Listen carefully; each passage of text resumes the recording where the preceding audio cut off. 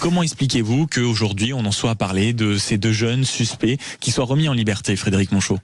Déjà, j'ai pas d'explication là-dessus, puisque comme tout le monde, enfin comme tous les policiers, même on va dire même une partie de la population est complètement dégoûté, déconcerté et surpris par une telle décision, parce que c'est le JLD qui a remis en liberté. Le JLD, un juge des libertés. C'est ça, exactement, et qui a remis en liberté ces deux dernières personnes incarcérées.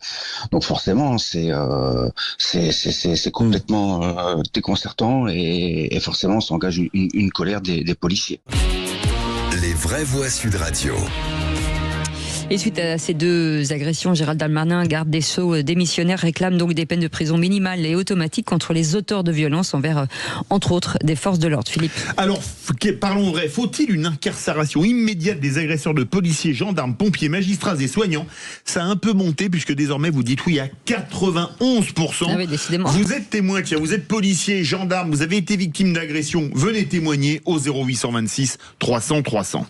Philippe Bilger. Alors, je renvoie à ce que j'ai pu dire mercredi, ma chère Cécile, sur l'assassin de Charlie Kirk.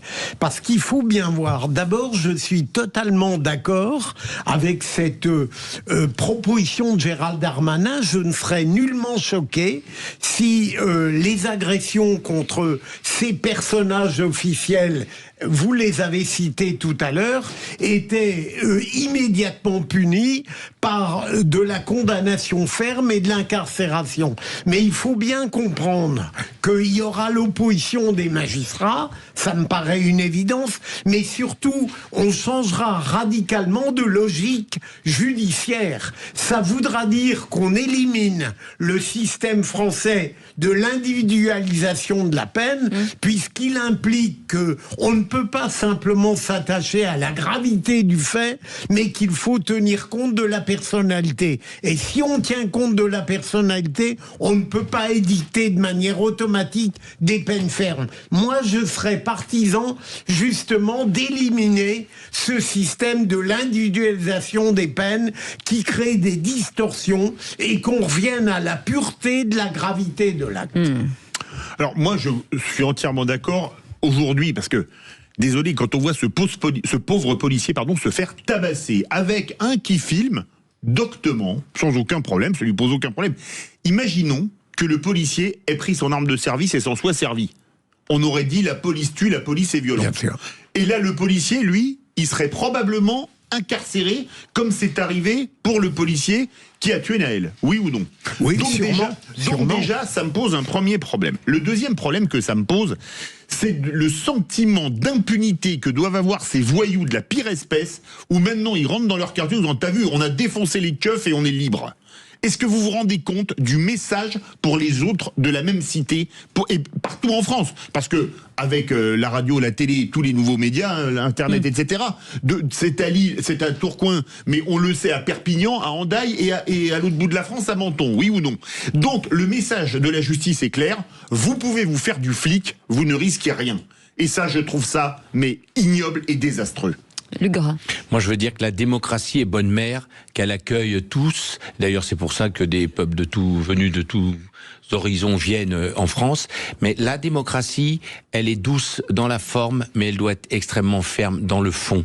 Et toutes les mesures, on a compris aujourd'hui que toutes les mesures trop tardives, tout le laxisme n'est pas bon pour les personnes qui devraient justement avoir rencontré des oppositions. Donc oui, il faut. Moi, j'ai même été étonné par le sondage, 90%, 91%, ça devrait être 100%. Évidemment que n'importe qui. Je vous arrête. On a des commentaires. Et qu'est-ce qu'on fait aux policiers qui tuent des jeunes? J'ai vu un commentaire dans ce style. Donc.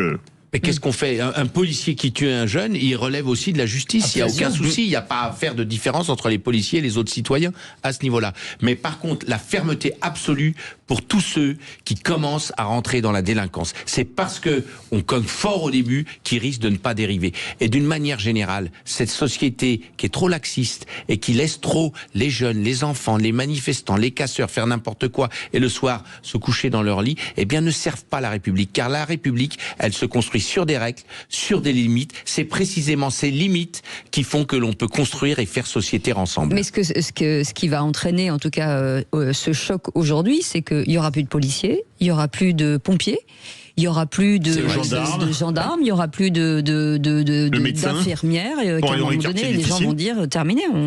Dans certains pays du Sud, quand il y a quelqu'un fait un acte de délinquance, je parlais l'autre jour avec un chauffeur de taxi et me disait, vous savez, moi, dans mon pays, la personne qui fait ça, elle est arrêtée par la police, on n'en entend plus jamais parler.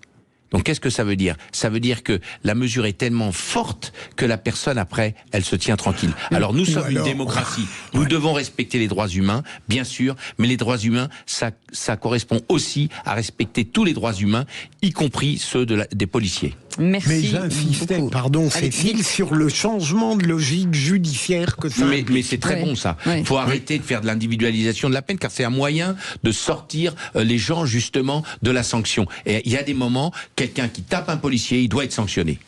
Allez, tout de suite.